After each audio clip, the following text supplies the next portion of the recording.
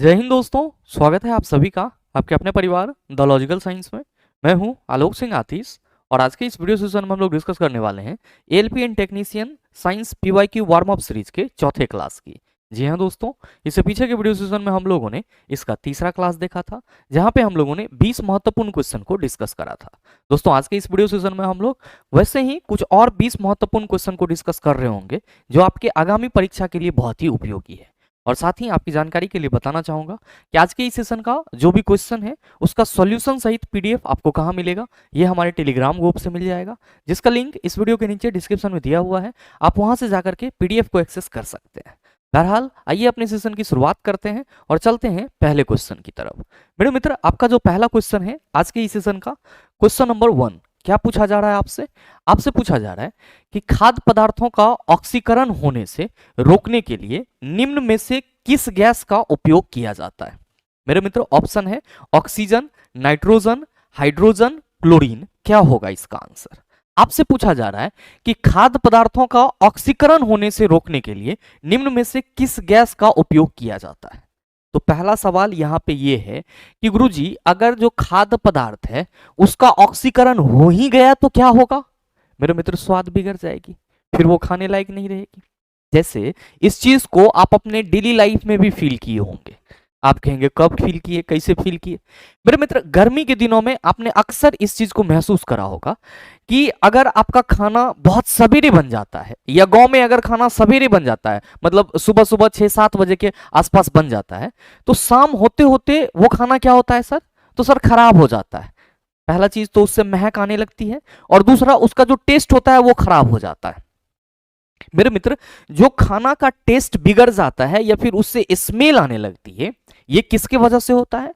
तो सर खाना में मौजूद, या आप कह सकते हो भोज्य पदार्थ में मौजूद जो तेलीय पदार्थ होते हैं, वो कहीं ना कहीं वसा कंटेन करते हैं, फैट कंटेन करते हैं। और ये फैट क्या होते हैं? तो सर अगर वातावरण में लंबे समय तक रह जाते हैं तो वातावरण के, यानी कि हमारे एटमॉस्फेयर के ऑक्सीजन के साथ अभिक्रिया करके ऑक्सीकृत हो जाते हैं। मतलब जैसे ही हमारा भोज्य पदार्थ ऑक्सीकृत होगा, उसका टेस्ट और स्मेल क्या होगा? बिगड़ जाएगा। और मेरे मित्र, आप सभी ध्यान में रखेंगे कि भोज्य पदार्थों का ऑक्सीजन के साथ अभिक्रिया करने से ऑक्सीकृत होने के उपरांत जो उसका स्वाद और जो स्मेल बदल जाता है, ये क्या कहलाता है? तो सर विकृत गंधिता कहलाता है, जिसको हम लोग इंग्लिश में क्या कहते हैं? रेंसिडिटी कहते हैं। क्या कहते हैं सर? रेंसिडिटी कहते हैं। तो मेरे मित्र, रेंसिडिटी का सीधा सा मतलब क्या हुआ? आप सभी ध्यान में रखेंगे, विकृत गंधिता। क्या हुआ? मतलब विकृत गंधिता। और आप सभी क्या कहेंगे इसमें क्या होगा? तो आप सभी कहेंगे कि जो भोज्य पदार्थ होंगे उसका स्वाद क्या होगा? आप कहिएगा सर खराब हो जाएगा, यानी कि उसका टेस्ट बिगड़ जाएगा। और साथ ही साथ स्मेल क्या होगा? तो आप कहेंगे खराब हो जाएगा। स्मेल क्या होगा सर? खराब हो जाएगा। मेरे मित्र, आप सभी कहेंगे कि गुरुजी, यहां पे रेंसिडिटी का मतलब यह हो गया कि भोज्य पदार्थ ऑक्सीजन के साथ अभिक्रिया करेगा। तो अब यह भोज्य पदार्थ ऑक्सीजन के साथ अभिक्रिया न करे, इसके लिए हमें क्या करना होगा? तो मेरे मित्र, रेंसिडिटी से बचाने के लिए हमारे पास कई तरह के उपाय हैं। और अगर हम लोग बात करें विकृत गंधिता से अपने भोज्य पदार्थ को बचाने के लिए, तो आप सभी ध्यान में रखेंगे कि पहला चीज तो हम लोग उसमें कोई उपयुक्त गैस मिक्स करते हैं, ताकि वो गैस जो है उस भोज्य पदार्थ को ऑक्सीकरण होने से बचाएं। जैसे कि अगर हम लोग एग्जांपल देखें, इसका बेस्ट एग्जांपल, तो आप लोग ये जो 5 रुपए में कुरकुरा और चिप्स आता है, इसका पैकेट तो जरूर देखे होंगे। आप दूर से देखिएगा तो इतना बड़का फूलल रहता है, अब बाद में फाड़ने के बाद पता चलता है ठगा गए। मतलब क्या हुआ कि सर वो जो फूला हुआ पैकेट है, इसलिए कि उसमें गैस भरा हुआ है। और कौन सी गैस है? नाइट्रोजन गैस है। और ये नाइट्रोजन गैस क्या कर रहा है? तो सर जो कुरकुरे और चिप्स है उसको ऑक्सीकृत होने से बचा रहा है, और इसीलिए कुरकुरे और चिप्स जो है वो आपका मतलब लंबे समय तक टिका हुआ रहता है। तो पहला चीज आप सभी ध्यान में रखेंगे कि रेंसिडिटी से बचाने के लिए हम लोग उपयुक्त गैस का इस्तेमाल करेंगे, और उस गैस में आपका एक गैस नाइट्रोजन भी आएगा। दूसरा, अगर मेरे मित्र हम लोग किसी वसायुक्त पदार्थ की बात करेंगे, यानी कि अगर फैट है उसमें मोटे तौर पे, तो इसके लिए हम लोग सेट्रिक एसिड का इस्तेमाल करते हैं।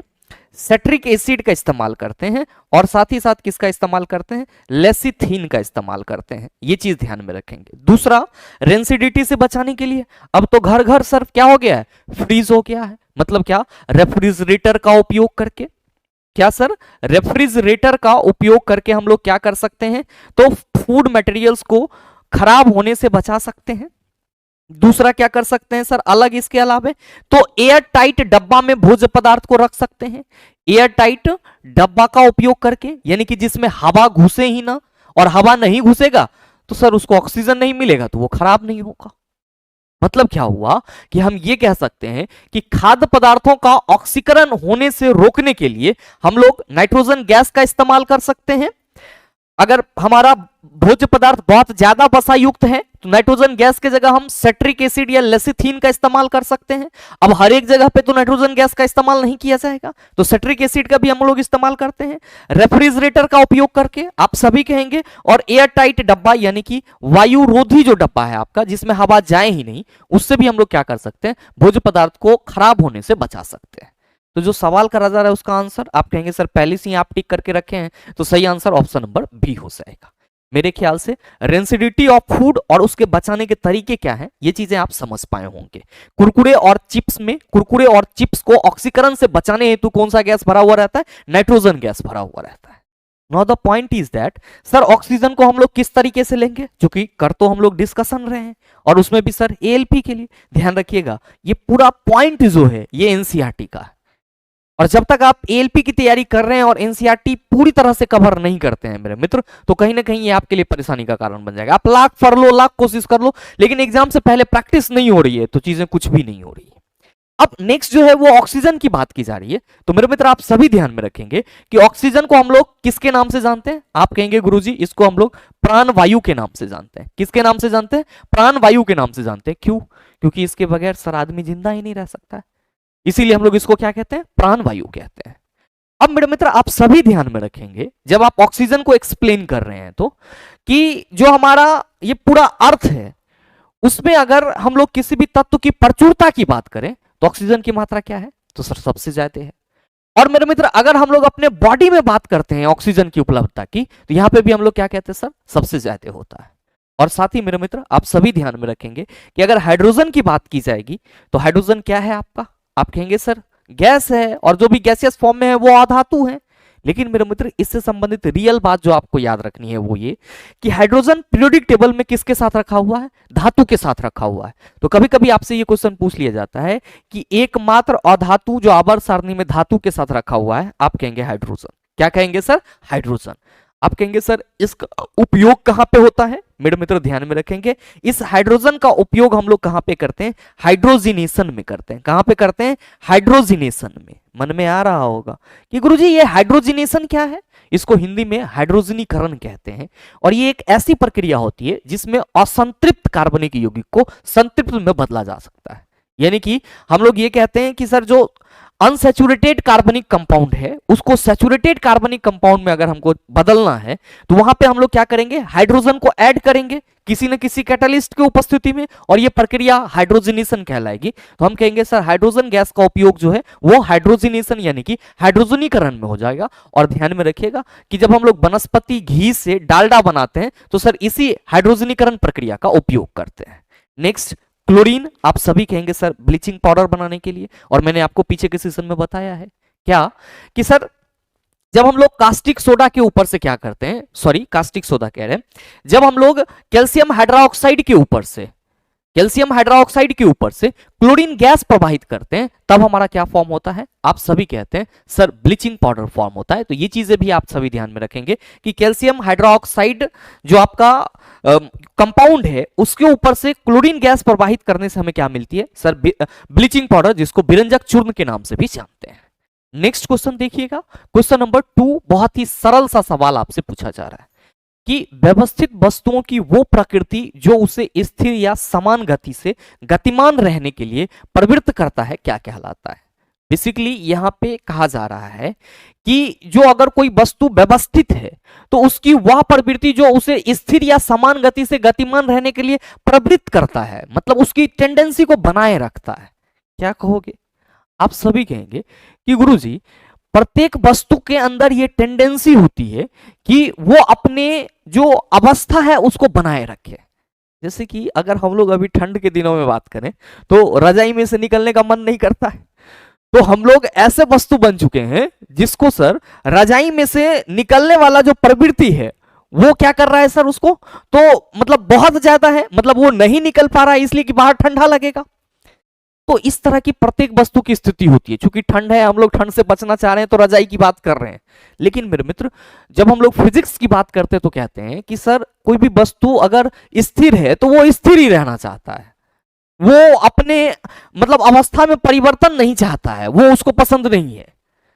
और इसी तरीके से अगर कोई वस्तु गतिशील है तो वो चाहता है हम गतिशील ही बने रहें, हमको कोई रोके ना, हमको कोई टोके ना। लेकिन क्या होता है सर, ऐसा तो होगा नहीं, हम लोगों को हिलना डुलना पड़ेगा ही पड़ेगा। और मेरे मित्र क्या कहते हैं कि अगर किसी वस्तु को हम हिला डुला रहे हैं, मतलब उसके अवस्था में परिवर्तन लाने की कोशिश कर रहे हैं, और वो वस्तु अपने अवस्था में परिवर्तन का विरोध कर रहा है, तो हम लोग क्या कहेंगे, हम लोग कहेंगे सर यही गुण उसका जड़त्व कहलाता है। मतलब अगर हम लोग रजाई में सर अभी अभी के समय में लपेट के पूरा एकदम सोए हुए हैं तो क्या मन करेगा कि बाहर नहीं निकले, और अगर कोई आएगा और बोलेगा बाहर निकलो तो हम लोग उसके बाहर निकलने का क्या करेंगे, विरोध करेंगे। और यही जो विरोध करेंगे चला, ये प्रत्येक वस्तु के द्वारा किया जाएगा कि अगर वो गतिशील है तो वो स्थिर नहीं होना चाहेगा, और अगर स्थिर है तो गतिशील नहीं होना चाहेगा। तो किसी भी वस्तु के द्वारा उसकी स्थिति में परिवर्तन का विरोध करने वाला जो गुण होता है वही जड़त्व कहलाता है, इनर्शिया कहलाता है। क्या ध्यान में रखेंगे कि किसी वस्तु का उसकी स्थिति में परिवर्तन करने का जो विरोध होता है वो क्या कहलाता है सर, वो उसका जड़त्व, इनर्शिया कहलाता है। क्या कहलाता है, जड़त्व यानी कि इनर्शिया कहलाता है।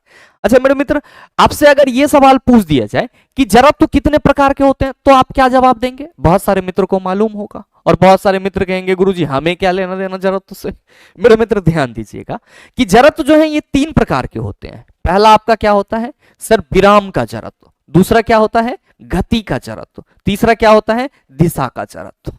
अगर किसी वस्तु के विराम के चलते जड़त्व उत्पन्न हो रही है तो विराम का जड़त्व, गति के चलते उत्पन्न हो रही है तो गति का जड़त्व, और दिशा परिवर्तित हो रही है तो दिशा का जड़त्व होगा। मेरे मित्र आप सभी ध्यान में रखना कि अगर हम लोग बात करते हैं जड़त्व के संख्यात्मक मान की, अगर हम लोग बात करते हैं जड़त्व के संख्यात्मक मान की, तो आप सभी क्या कहेंगे सर, जो वस्तु का द्रव्यमान होगा वही जड़त्व का संख्यात्मक मान होगा। सिंपल है। कोई मोटा आदमी सोया हुआ है और कोई बहुत हल्का आदमी सोया हुआ, बच्चा सोया हुआ, ऐसा समझ लो। तो आप हल्का आदमी को उठाने जाओगे सर तुरंत आ जाएगा, और भारी आदमी तो सर ज्यादा भारी होगा। तो सर जड़त्व में जो परिवर्तन होगा वो उसके द्रव्यमान पे डिपेंड करेगा। और जड़त्व का संख्यात्मक मान ही क्या होता है, आप कहेंगे सर द्रव्यमान होता है। तो आपसे जो सवाल करा जा रहा है कि व्यवस्थित वस्तुओं की वो प्रवृत्ति जो उसे स्थिर या समान गति से गतिमान रहने के लिए प्रवृत्त करता है, क्या कहलाता है? आप कहेंगे गुरुजी जड़त्व कहलाता है। क्या कहलाता है? जड़त्व। कितने प्रकार के? 3 प्रकार के। और सर जड़त्व का संख्यात्मक मान द्रव्यमान के द्वारा बताया जाएगा। मेरे मित्र कभी कभी आपके एग्जाम में ये सवाल पूछ लिया जाता है कि न्यूटन के किस गति नियम को जड़त्व का नियम कहा जाता है। तो जब भी चर्चा की जाएगी किसकी, जब भी चर्चा की जाएगी लॉज ऑफ इनर्शिया या लॉ ऑफ इनर्शिया की, तो आप सभी ध्यान में रखेंगे लॉ ऑफ इनर्शिया किसको कहते हैं। तो सर न्यूटन का फर्स्ट लॉ किस नाम से जाना जाता है? आप सभी ध्यान में रखना, लॉ ऑफ इनर्शिया यानी कि जड़त्व के नियम के नाम से जाना जाता है। न्यूटन का फर्स्ट लॉ जड़त्व के नियम से जाना जाता है, जिसमें यह कहा जा रहा है कि प्रत्येक वस्तु अपने मतलब जो ओरिजिनल स्टेट है उसको बनाए रखना चाहता है, चाहे वो गति में है तो गतिशील रहना चाहता है, विराम में है तो विराम में रहना चाहता है, जब तक कि उस पे सर कोई बाह्य बल कार्य ना करे। और मेरे मित्र जो आपका न्यूटन का फर्स्ट लॉ है यही एक्चुअली में बल को परिभाषित भी करता है। और इसीलिए हम लोग क्या कहते हैं, इसीलिए हम लोग कहते हैं कि बल की परिभाषा कहां से मिलेता? तो आप कहेंगे सर बल की परिभाषा जो है वो न्यूटन के प्रथम गति नियम से मिलता है। कहां से मिलता है सर? आप कहेंगे न्यूटन के प्रथम गति नियम से मिलता है। तो ये चीजें भी ध्यान में रखिएगा, आपके एग्जाम के लिए उपयोगी है। ऊर्जा की बात की जा रही है, क्या कहोगे आप सभी कहेंगे कि गुरुजी ऊर्जा जो है वो किसी भी वस्तु या व्यक्ति द्वारा कार्य करने की क्षमता है। कैसे? मेरे मित्र आप में से कुछ छात्र ऐसे होंगे जिसकी अपनी कैपेसिटी होगी कि वो 7 घंटा तक बैठ के पढ़ सकता है, स्टडी कर सकता है, और कुछ की ऐसी कैपेसिटी होगी जो मात्र 2 घंटा ही पढ़ सकता है, और कुछ की कैपेसिटी ये होगी कि सर वो पढ़ना चाहता ही ना हो। तो हम लोग के अंदर जो ये 7 घंटा 8 घंटा या फिर नहीं पढ़ने की अपनी अपनी सर जो मतलब ये है, एक कह सकते हो कि प्रवृत्ति बना लिए हैं, ये एक्चुअली में हमारे कैपेसिटी को डिफाइन करता है। अगर हम लोग किसी भी कार्य को कर रहे हैं तो उस कार्य को करने में कितना समय ले रहे हैं वो हमारा क्या होगा सर, शक्ति होगा। लेकिन शक्ति तभी उत्पन्न होगा जब हम कोई ना कोई कार्य करेंगे और हमारा ऊर्जा क्या होगा सर, परिवर्तित होगा। मतलब सिंपल है कि सर कोई भी वस्तु या कोई भी व्यक्ति के द्वारा उतना ही कार्य किया जाएगा जितना उसकी क्षमता है, और इसीलिए हम लोग क्या कहते हैं कि सर कार्य करने की क्षमता ऊर्जा कहलाती है और कार्य करने की दर शक्ति कहलाती है। तो आप सभी कहेंगे कि सर जो कार्य करने की क्षमता होगी वो ऊर्जा कहलाएगी, यूनिट जूल होता है। और आप सबों को मालूम है कि ऊर्जा के कई आप कह सकते हो प्रकार होते हैं। जो हम लोग ये पढ़ते हैं कि सर ऊर्जा के 2 प्रकार होते हैं, गतिज ऊर्जा और स्थितिज ऊर्जा, गलत है चिला। ऊर्जा के कई रूप होते हैं, कई प्रकार नहीं हम लोग कहेंगे। आप कहेंगे कई रूप का मतलब क्या हुआ, तो मेरे मित्र अगर ऊर्जा आपको किसी केमिकल सब्सटेंस से मिल रही है तो रासायनिक ऊर्जा है, किसी चलमान वस्तु से मिल रही है तो यांत्रिक ऊर्जा है, इलेक्ट्रिसिटी से मिल रही है तो इलेक्ट्रिकल एनर्जी है। यहाँ पे इलेक्ट्रिसिटी या फिर अदर टाइप्स ऑफ जो एनर्जी है वो तो आपको अलग अलग सोर्स से न मिल रही है। तो these all are known as the form of energy, not the types of energy. But when we discuss about the mechanical energy, we can say that sir it is the composition of kinetic energy and potential energy. जब हम लोग यांत्रिक ऊर्जा की बात करते हैं तो यांत्रिक ऊर्जा भी एक रूप है। अब इसमें क्या होता है तो सर वस्तु की गतिज ऊर्जा और स्थितिज ऊर्जा शामिल होती है। तो मेरे ख्याल से ये चीजें बहुत ज्यादा आपके लिए लाग लपेटा वाला नहीं था। संवेग आप सभी समझ सकते हैं कि सर P से रिप्रेजेंट किया जाता है, एंड फॉर्मूला क्या होगा, mv होगा। 100 से संवेग, 100 से सदिश राशि। बहुत बच्चा कंफ्यूज होता है कि संवेग कौन सा राशि है, सर संवेग कौन सा राशि है, पूछ दिया कंफ्यूज करके काहे लगी। 100 से संवेग, 100 से सदिश राशि, कई दिनों से हम बता रहे हैं आपको। नेक्स्ट देखिएगा सर, क्वेश्चन नंबर 3 आपसे पूछा जा रहा है कि रासायनिक गुणों में से मेंडलीफ ने कौन से तत्वों द्वारा बनाए गए यौगिकों पर ध्यान केंद्रित किया। हाइड्रोजन और ऑक्सीजन, कार्बन और सोडियम, हाइड्रोजन और सोडियम, फिर है आपका कार्बन और हाइड्रोजन। क्या होगा इसका आंसर। बहुत सारे मित्र कंफ्यूज कि गुरुजी इसमें क्या टिक करेंगे। तो मेरे मित्र पहले तो हमको ये डिस्कस करना होगा कि सर जी जो मेंडलीफ का आवर्त सारणी है उसकी उपयोगिता क्या है। तो मेरे मित्र अगर हम लोग बात करेंगे किसकी, मेंडलीफ आवर्त सारणी की, मेंडलीफ आवर्त सारणी की, तो मेंडलीफ की आवर्त सारणी जो थी सर उस वक्त इन्होंने 63 एलिमेंट को क्या किया था तो सर अपने आवर्त सारणी में जगह दिया था।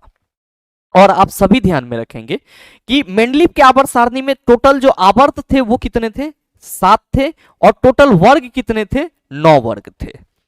और इसका जो आवर्त सारणी था वो किस पे आधारित था, तो परमाणु द्रव्यमान पे आधारित था। किस पे आधारित था, परमाणु द्रव्यमान पे आधारित था। ये 3 चीज तो आप सभी मतलब किसी भी स्थिति में याद रखेंगे। मेंडलीफ के समय ज्ञात तत्वों की संख्या 63, टोटल आवर्त 7, टोटल वर्ग 9, परमाणु द्रव्यमान पे आधारित था। मेरे मित्र आप सभी ध्यान में रखना कि सबसे पहले मेंडलीफ ही ऐसे व्यक्ति थे जिन्होंने तत्वों को आवर्त और वर्ग के रूप में समायोजित करने का प्रयास करा था। और इसीलिए जब हम लोग बात करते हैं आवर्त सारणी की खोज किसने करा, आवर्त सारणी की खोज किसने करा, तो आप सभी क्या ध्यान में रखेंगे, आप सभी ध्यान में रखेंगे आवर्त सारणी की खोज मेंडलीफ ने करा। किसने करा, मेंडलीफ ने करा। क्यों, क्योंकि सबसे पहले इन्होंने ही अरेंज करा। अब मेरे मित्र जब मेंडलीफ साहब ने 63 तत्वों को 7 आवर्त और 9 वर्ग में कैटेगराइज करके आवर्त और वर्ग में बांट करके अध्ययन करना शुरू किया तो उन्होंने अपने आवर्त सारणी में तत्वों के गुणों के अध्ययन के लिए हाइड्रोजन और ऑक्सीजन से जो बने यौगिक थे उनको भी क्या किया था सर, आधार मान करके चला था। तो पूरे आवर्त सारणी में इन्होंने, अपने आवर्त सारणी में इन्होंने हाइड्रोजन और ऑक्सीजन से जो बनने वाले यौगिक थे उन पे अपना ध्यान केंद्रित किया।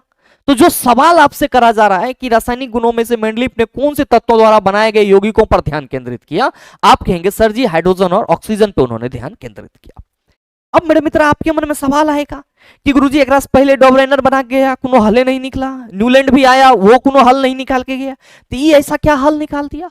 मेरे मित्र मेंडलीव साहब जब आए तो मेंडलीव साहब डॉबराइनर और न्यूलैंड दोनों के किए हुए गलती से पूरी तरह से प्रेरित थे। मतलब ये मान लो कि ये गलती करने के मूड में नहीं थे, लेकिन फिर भी सर जब कोई चीजें प्रोसेस में होती है तो गलती की गुंजाइश होती है।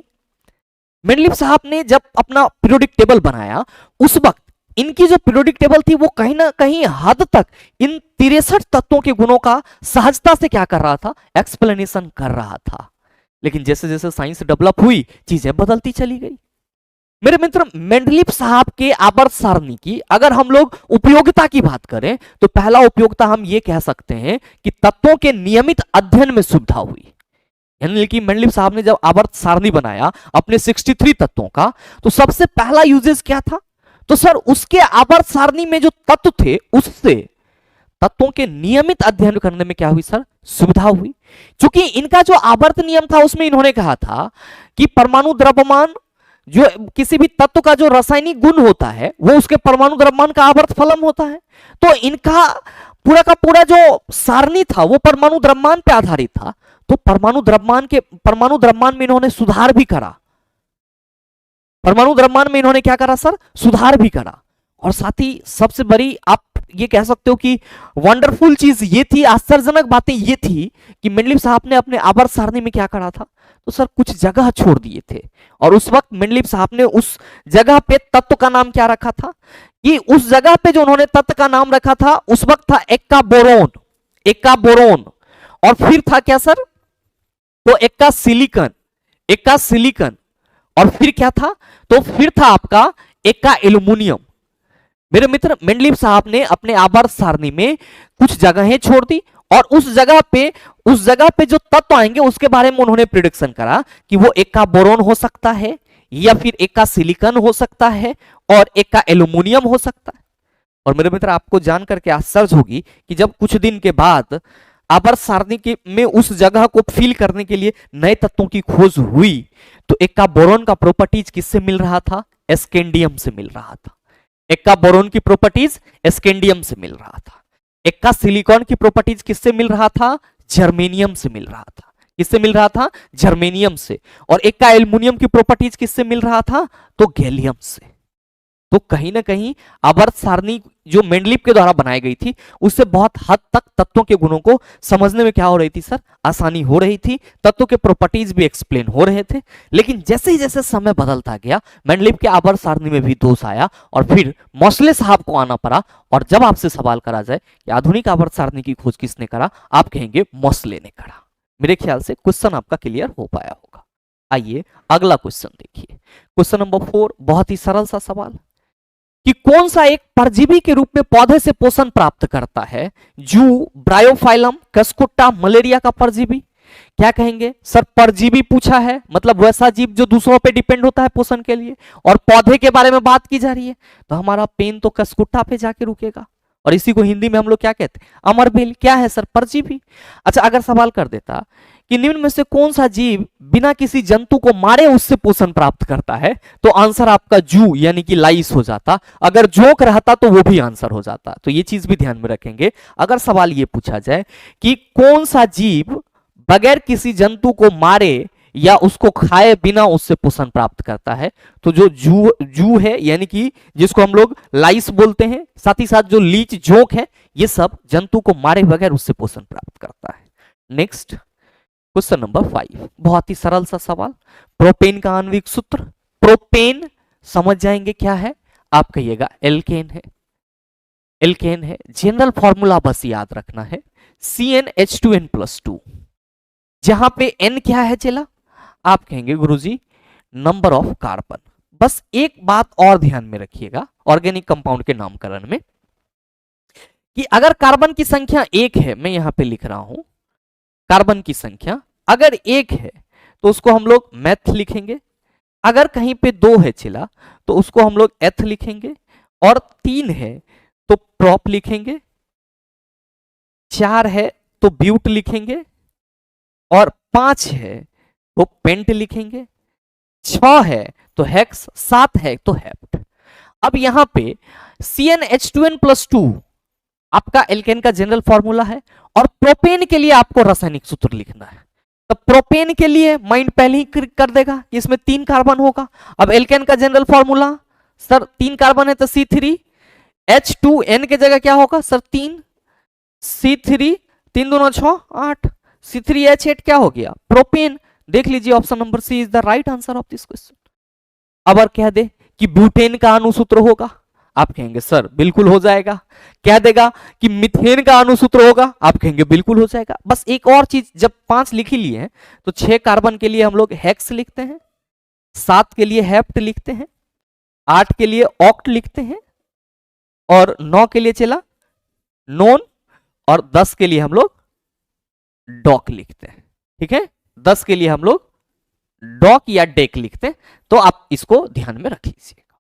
आइए अगला क्वेश्चन देखिएगा, क्वेश्चन नंबर 6 कि ध्वनि हवा में 333 मीटर पर सेकंड की चाल से यात्रा करती है, इस प्रकार एक सेकंड में 333 मीटर की दूरी किसके द्वारा तय की जाती है। ऑप्शन है स्रोत, कण, रिसीवर और शांति। मेरे मित्र आप सभी कहेंगे कि गुरुजी इसमें तो कंफ्यूज होना ही होना है, लेकिन कंफ्यूज होने की जरूरत ही नहीं है। अगर आप द लॉजिकल साइंस चैनल के माध्यम से लगातार एएलपी के लिए तैयारी कर रहे हैं तो ऐसे क्वेश्चन में आपको कोई प्रॉब्लम ही नहीं होनी चाहिए, क्योंकि यहां पे कोई भी शब्द सर अपरिचित नहीं है। याद कीजिए मैंने आपको क्या बताया है कि ध्वनि ऊर्जा का एक रूप है और ऊर्जा जब भी एक जगह से दूसरी जगह जाएगा तो तरंग के रूप में जाएगा, और जो तरंग है वो क्या है तो सर विक्षोभ संचरण है, यानी कि डिस्टरबेंस का गमन है। तो यहां पे बात की जा रही है कि ध्वनि हवा में 333 मीटर पर सेकंड की चाल से यात्रा करती है, इस प्रकार एक सेकंड में 333 मीटर की दूरी किसके द्वारा तय की जाती है। तो क्या कहोगे कि गुरुजी डिस्टरबेंस के द्वारा, तो सही आंसर ऑप्शन नंबर डी हो जाएगा। डिस्टरबेंस यहाँ पे अशांति बोला गया है, जबकि सही मायने में ये क्या होता है चला विक्षोभ होता है। क्या होता है विक्षोभ होता है। बहुत सारे मित्र होंगे कहेंगे कि गुरुजी ये विक्षोभ नहीं समझे। मेरे मित्र आप सभी किसी मतलब वैसे तालाब में जाओ जिसमें आपका पानी बह नहीं रहा है, पानी रुका हुआ है, और उसमें एक छोटा सा कंकर फेंक दो, क्या देखोगे कि कंकर के चारों ओर सर आपको इस तरह की क्या होती है सर हलचल उत्पन्न हो जाती है। और मेरे मित्र इसी हलचल को हम लोग क्या कहते हैं विक्षोभ कहते हैं, और तरंग का संचरण विक्षोभ का संचरण होता है। तो ये चीजें ध्यान में रखिएगा। नेक्स्ट क्वेश्चन देखिएगा, क्वेश्चन नंबर 7 आपसे पूछा जा रहा है कि जब किसी संकुचित स्लिंकी को छोड़ा जाता है तो स्थितिज ऊर्जा को किस ऊर्जा में परिवर्तित करती है। सरल सा बात है, कोई स्प्रिंग संकुचित है उसको छोड़ देंगे तो उसके सारे कण गति में आ जाएंगे और वस्तु के गति के चलते गतिज ऊर्जा। सही आंसर ऑप्शन नंबर ए। उष्मा के चलते उष्मीय ऊर्जा, रसायन के चलते रासायनिक ऊर्जा, यांत्रिक ऊर्जा का मतलब हो गया क्या sir ji kinetic energy plus potential energy. कोई समस्या चला, आप कहेंगे बिल्कुल नहीं। अगला देख लीजिए कि साइकिल की सवारी करते समय निकलने वाली ऊर्जा निम्न में से किसका रूप नहीं होता है। यांत्रिक ऊर्जा, गतिज ऊर्जा, उष्मीय ऊर्जा, रासायनिक ऊर्जा। मेरे मित्र आपसे यह कहा जा रहा है कि जब आप साइकिल की सवारी कर रहे होते हैं उस समय जो निकलने वाली ऊर्जा होती है उसमें से कौन सा रूप नहीं होता है। ध्यान दीजिएगा कि जब हम लोग साइकिल चला रहे होते हैं तो कहीं ना कहीं हम अपने पैर से पैडल को क्या कर रहे होते हैं सर दबा रहे होते हैं। तो मेरे मित्र ये जो पैर से पैडल को दबा रहे हैं इसके लिए आपको ऊर्जा कहां से मिल रही है। आप कहेंगे गुरुजी जो घर से खाना खा के निकले हैं उसी से ऊर्जा मिल रही है। तो मेरे मित्र जो भोजन है उससे आपको रासायनिक ऊर्जा मिलती है। भोजन जब आपका पाचन होता है तो उससे आपको केमिकल एनर्जी मिलती है, और उस केमिकल एनर्जी का उपयोग आप अपने मसल्स के थ्रू कहां पे कर रहे हो साइकिल के पैडल पे कर रहे हो।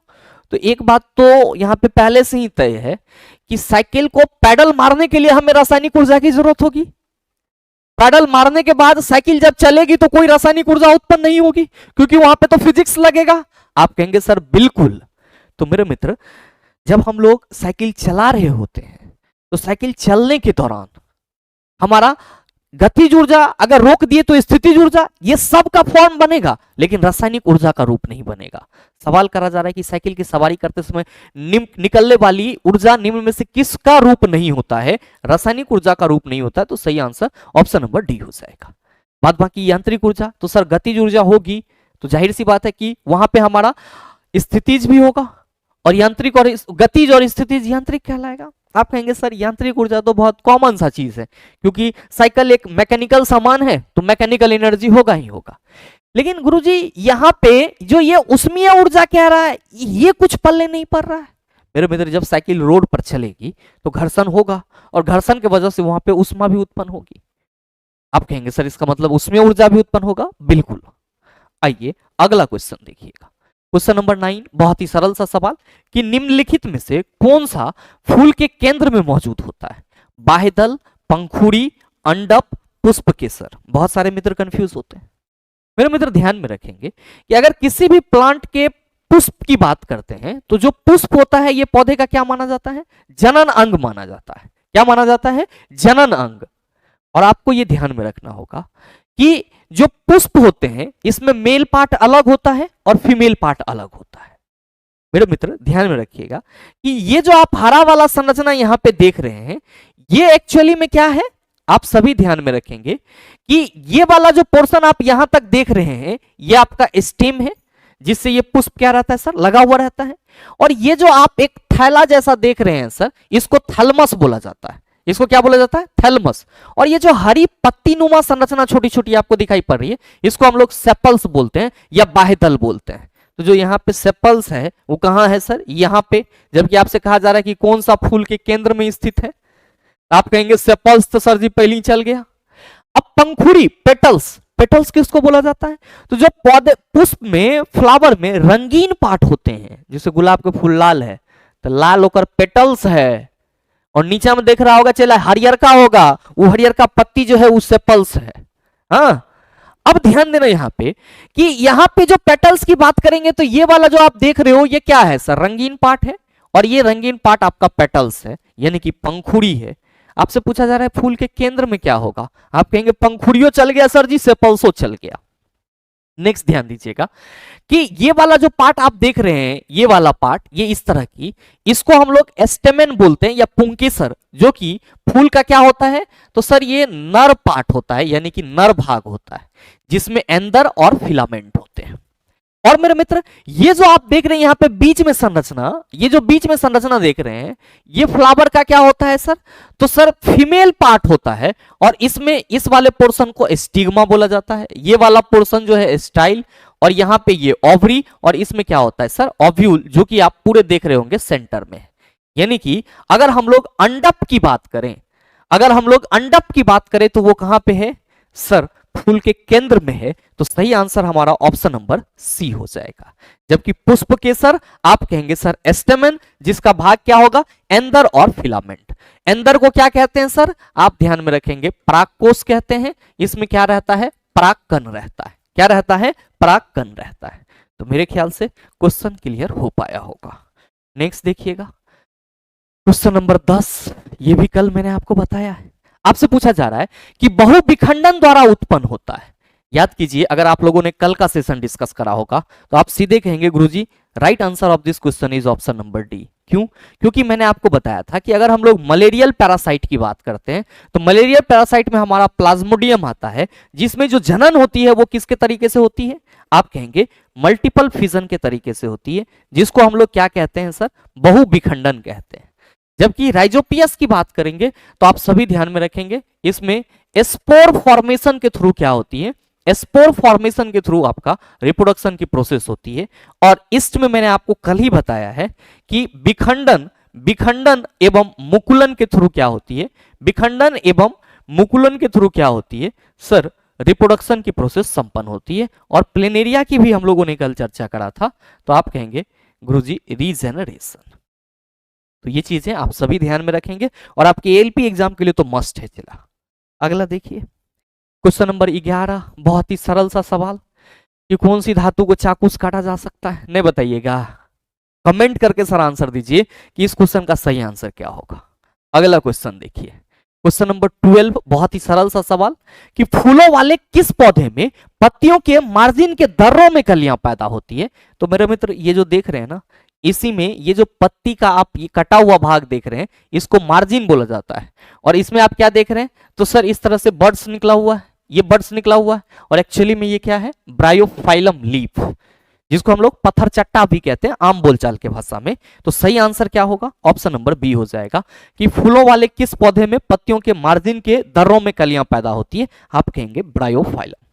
अच्छा, ब्रायोफाइटा भी है बगल में, याद रखिएगा कि ब्रायोफाइटा जो है इसको प्लांट किंगडम का यानी कि पादप का उभयचर बोला जाता है। क्या बोला जाता है? पादप का उभयचर बोला जाता है। और चेला जी मैंने आपको बताया है, क्या बताया है? क्लासिफिकेशन ऑफ द ऑर्गेनिज्म या प्लांट की बात करते हैं तो प्लांट को हम लोग दो सब किंगडम में डिवाइड करते हैं। प्लांट किंगडम को दो सब किंगडम में, क्रिप्टोगेम्स और फेनोरोगेम्स। और जब हम लोग क्रिप्टोगेम्स की बात करते हैं तो उसको हम लोग तीन डिवीजन में बांटते हैं, थैलोफाइटा, ब्रायोफाइटा और टेरिडोफाइटा। तो वही ब्रायोफाइटा की बात यहाँ पे की जा रही है जिसको हम लोग पादप का उभयचर बोलते हैं। अगला क्वेश्चन देखिएगा, गुलाब के फूल तो सब समझ रहे होंगे चिल्ला जी। क्वेश्चन नंबर 13 आपसे पूछा जा रहा है कि 4 मीटर प्रति सेकेंड के वेग के साथ हस्तांतरित होने वाली 0.5 किलोग्राम वजनी गेंद की गतिज ऊर्जा कितनी होगी? बहुत सिंपल सवाल, बहुत सिंपल सवाल चिल्ला। K इक्वल टू आप कहोगे हाफ एम वी स्क्वायर गुरुजी, हाफ इंटू एम कितना है 0.5, भी का स्क्वायर तो 4 का स्क्वायर कितना हो जाएगा चिल्ला 16, पॉइंट हटा दो नीचे, और ये हो गया 2 8 16, 8 5 40/10, कट गया कितना 4 जूल। सही आंसर ऑप्शन नंबर बी, कोई दिक्कत नहीं होना चाहिए। नेक्स्ट देखिएगा क्वेश्चन नंबर 14 कि 1 बिलियन का पीएच मान 3 है, जब पीएच का मान बदलकर 6 हो जाता है तब H प्लस आयन की सांद्रता कितनी हो जाती है? मेरे मित्र क्वेश्चन करा जा रहा है कि 1 बिलियन का पीएच मान 3 है और जब पीएच मान बदलकर 6 हो जाता है तब H प्लस आयन की सांद्रता कितनी होगी? मेरे मित्र आप क्या कहोगे कि गुरुजी जो पीएच है उसका फॉर्मूला तो minus log into H plus ion होता है, बिल्कुल होता है। और मेरे मित्र यहाँ पे pH अगर 3 है तो हम लोग कह सकते हैं कि गुरुजी जो pH ऑफ 3 कहा जा रहा है ये एक्चुअली 10⁻³ H प्लस आयन होगा, होगा या नहीं होगा? आप कहेंगे बिल्कुल। और pH ऑफ 6 जो कहा जा रहा है ये 10⁻6 H प्लस होगा। आप कहेंगे कि सर 10⁻³ से 10⁻6 दोनों में 1000 क्या है सर? अंतर है। और हम ये कह सकते हैं क्या कि सर ये जो 1000 है, ये जो 1000 है ये आपका अंतर किस चीज को बता रहा है? तो सर कमी बता रहा है। क्या बता रहा है सर? कमी बता रहा है। तो मेरे मित्र ये 1000 गुना ना, इसका मतलब ये हुआ कि अगर किसी बिलियन का पीएच वैल्यू 3 है और किसी का -6 है तो जो -6 वाला है वो क्या है? तो सर पीएच 3 से 1000 गुना कम है। तो जो सवाल करा जा रहा है वो वही है कि किसी बिलियन का पीएच मान 3 है, जब पीएच मान बदलकर 6 हो जाता है तब H प्लस आयन की सांद्रता कितनी होगी? पहला ऑप्शन है 2 गुना बढ़ जाती है, आप कहेंगे नहीं। 1000 गुना कम हो जाती है, आप कहेंगे सही।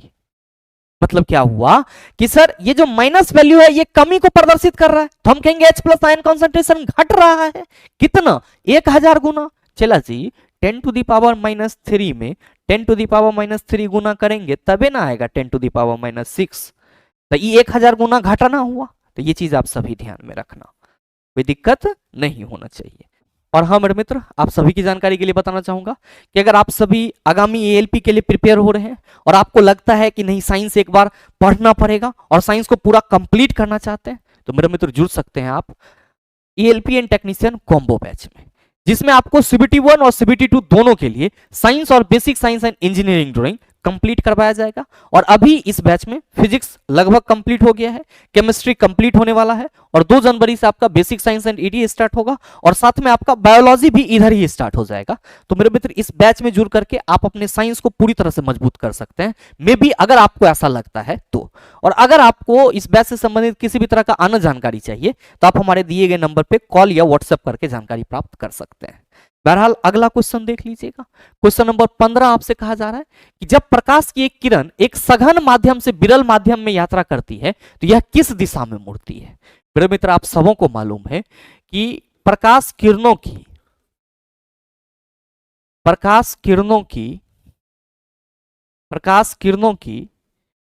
मुड़ने की घटना, प्रकाश किरणों की मुड़ने की घटना क्या कहलाता है? आप कहते हैं अपवर्तन कहलाता है। और मेरे मित्र आप सभी क्या कहते हैं कि गुरुजी अगर ये हमारा बीकर है, ये हमारा बीकर है और इसमें पानी भरा हुआ है इस तरीके से और प्रकाश की किरण ऐसे आ रही है तो जाहिर सी बात है कि यहाँ पे नॉर्मल होगा। और ये इस तरह से अगर जा रही है तो हम क्या देख रहे हैं कि ये वायु से आ रही है, तो वायु हमारा विरल माध्यम है और जाके इसमें रही है सर पानी में, तो पानी हमारा सघन माध्यम। तो जैसे ही ये विरल से सघन में आई तो अभिलंब की तरफ क्या हो रही है सर, मुड़ रही है। लेकिन मेरे मित्र आप ऐसा कोशिश कीजिए कि आपका एक माध्यम नीचे वायु हो, ठीक है, और ऊपर आपका क्या हो, तो सर ऊपर मान लीजिए कि ये आपका कांच है। क्या है सर, कांच है। यहां पे मेरे मित्र आप सभी क्या देखेंगे, आप सभी देखेंगे कि अगर प्रकाश की किरणें इस, मतलब आप कह सकते हो कि ये मान लो कि कांच है आपका, यहां पे हम लिख दे रहे हैं, तो प्रकाश अगर कांच से प्रवेश कर रही है किसमें, वायु में आने के लिए, तो आप क्या देखेंगे, ये इस तरह से जाएगी, यानी कि अभिलंब से दूर भागेगी। मतलब मेरे मित्र यहां पे थोड़ा सा बेंड होगा चला, ये पूरा नहीं हो जाएगा, ध्यान में रखना, पूरा हो जाएगा तो फिर आप बर्तन होबे नहीं किया। हाँ, ओ एक मिनट रुक जाइए, रुक जाइए। ये अगर कांच है, ठीक है, और नीचे वायु है, तो सघन से अगर विरल में आ रहा है तो क्या होगा सर, अभिलंब से जो है वो दूर भागेगा। जबकि अगर विरल से सघन में आएगा तो सर अभिलंब की ओर आएगा। क्या कहा जा रहा है कि जब प्रकाश की एक किरण सघन माध्यम से विरल माध्यम में यात्रा करती है तो यह किस दिशा में मुड़ती है, सघन कांच और विरल वायु। तो जब सघन से वायु में आ रहा है तो सर ये अभिलंब से दूर भाग रहा है। आपका पहला ऑप्शन है अभिलंब से दूर तथा धीमी हो जाती है, दूसरा ऑप्शन है कि अभिलंब की ओर तथा धीमी हो जाती है, तीसरा है कि अभिलंब की ओर तथा गति बढ़ जाती है। ध्यान दीजिएगा कि ये सघन माध्यम से विरल माध्यम में यात्रा कर रही है, तो जाहिर सी बात है कि ये क्या करेगी सर, अभिलंब से दूर जाएगी, क्योंकि विरल से जब सघन में आएगी तब ये अभिलंब की ओर मुड़ेगी। जब ये सघन से विरल में जाएगी तो अभिलंब से दूर भागेगी, और विरल माध्यम प्रकाशीय सघन, प्रकाशीय निम्न सघन होता है, तो जाहिर सी बात है कि उसमें क्या होगी, गति बढ़ जाएगी। तो जो कहा जा रहा है कि अभिलंब से दूर तथा धीमी हो जाएगी, अभिलंब से तो दूर होगी लेकिन धीमी नहीं होगी। क्यों, क्योंकि सघन से विरल में जा रही है, सघन माध्यम से विरल में जा रही है। दूसरा है कि अभिलंब की ओर तथा धीमी हो जाती है, नहीं, अगर प्रकाश विरल माध्यम से सघन माध्यम में जाता तो अभिलंब की ओर जाती और धीमी हो जाती। यहां पे कहा जा रहा है कि सघन से विरल तो दूर होगा लेकिन प्रकाश की गति ज्यादा हो जाएगी। तीसरा में कहा जा रहा है कि अभिलंब की ओर तथा गति बढ़ जाती है। तो मेरे मित्र यहाँ पे जो आपका तीसरा ऑप्शन है वो भी नहीं होगा, अभिलंब की ओर नहीं, अभिलंब से दूर भागेगी। और चौथा है अभिलंब से दूर तथा गति बढ़ जाती है। तो सही आंसर ऑप्शन नंबर डी हो जाएगा कि अभिलंब से दूर होगी और उसकी गति क्या हो जाएगी, बढ़ जाएगी। क्यों, क्योंकि सघन से विरल में जाएगा तो अभिलंब से दूर तो भागेगा ही भागेगा, जबकि विरल माध्यम में प्रकाश की चाल क्या होगी, आप कहेंगे सर ज्यादा होगी, और सघन माध्यम में आप कहिएगा सर कम होगी। अगला क्वेश्चन देख लीजिए। अगला क्वेश्चन है क्वेश्चन नंबर 16 कि ओम के नियम के अनुसार यदि करंट I बढ़ता है और संभावित अंतर भी स्थिर रहता है तो विभवांतर घट जाता है, प्रतिरोध अपरिवर्तित रहता है, प्रतिरोध बढ़ता है, प्रतिरोध कम हो जाता है। क्या कहेंगे कि सर अगर करंट बढ़ रहा है तो जाहिर सी बात है कि प्रतिरोध कम हो जाएगा, और हम सबों को मालूम है कि ओम के नियम से भी समानुपाती I होता है, इसीलिए हम ये कहेंगे कि V equal to I R हो जाएगा। और मेरे मित्र आप सभी क्या कहिएगा कि गुरुजी अगर हम लोग R की बात करेंगे तो ये V बटा I हो जाएगा। R क्या हो जाएगा, V बटा I। कहा जा रहा है करंट का मान बढ़ेगा और संभावित अंतर भी स्थिर रहेगा, तो आप कहेंगे सर प्रतिरोध हमारा क्या होता चला जाएगा, कम होता चला जाएगा। नेक्स्ट क्वेश्चन नंबर 17 कहा जा रहा है कि हीलियम को छोड़कर सभी नोबल गैस में बाहरी सेलों में कितने इलेक्ट्रॉन होते हैं। तो हीलियम के बाहरी कक्षा में सर 2 इलेक्ट्रॉन मौजूद होता है, जबकि हीलियम को छोड़कर के बाकी जितने भी गैस हैं, चाहे अगर हम ऑर्गेन की बात करें अक्रिय गैस के रूप में, तो 2 8 8 होता है। और ऑर्गेन या फिर आप क्रिप्टन, जेनॉन, रेडॉन किसी की भी बात करोगे हीलियम को छोड़ करके, तो उन सभी के बाहरी सेल में 8 इलेक्ट्रॉन होगा। तो सही आंसर ऑप्शन नंबर ए हो जाएगा। जो कहा जा रहा है कि हीलियम को छोड़कर सभी नोबल गैस में बाहरी सेल में कितने इलेक्ट्रॉन होते हैं, आप कहेंगे 8 इलेक्ट्रॉन होते हैं। नेक्स्ट क्वेश्चन देखिएगा, क्वेश्चन नंबर 18 आपसे पूछा जा रहा है, ठीक है, थोड़ा सा बड़ा है, कोई दिक्कत नहीं है, हम साइड हट जाते हैं। क्वेश्चन आपसे करा जा रहा है कि किसी कार्बन का परमाणविक द्रव्यमान 12 है और हीलियम का 4 है, प्रत्येक तत्व के 1 मोल के लिए निम्न में से कौन सा कथन सही है। मेरे मित्र यहां पे कहा जा रहा है कि कार्बन का परमाणविक द्रव्यमान कितना है, 12, और हीलियम जो है इसका परमाणविक द्रव्यमान 4 है। तो आपसे कहा जा रहा है कि अगर इसका परमाणविक द्रव्यमान 12 और इसका 4 है तो कौन सा स्टेटमेंट सही है। मेरे मित्र मैंने आपको बताया है पीछे के सेशन में कि अगर हम लोग बात करते हैं 1 मोल तत्व की, तो आप सभी क्या कहते हैं कि गुरुजी किसी भी तत्व के 1 मोल का द्रव्यमान जो है वो उसके परमाणु द्रव्यमान के बराबर होता है। तो कार्बन का 1 मोल कितना के बराबर होगा, आप कहेंगे 12 ग्राम के बराबर, और कार्बन का हीलियम का जो 1 मोल होगा वो कितना के बराबर, आप कहेंगे 4 ग्राम के बराबर। और किसी भी परमाणु में या किसी भी अणु में जो आपका कुल परमाणु या अणुओं की संख्या होती है वो एवोगाड्रोस के बराबर होती है, एवोगाड्रोस नंबर के बराबर। तो परमाणु हो या अणु हो, उसमें जो हमारा एवोगाड्रोस कांस्टेंट होगा वो तो 6.022 इंटू 10⁻23 होगा। आप कहेंगे बिल्कुल। बस आइए इसी कंसेप्ट पे हम लोग ऑप्शन डिस्कस करते हैं।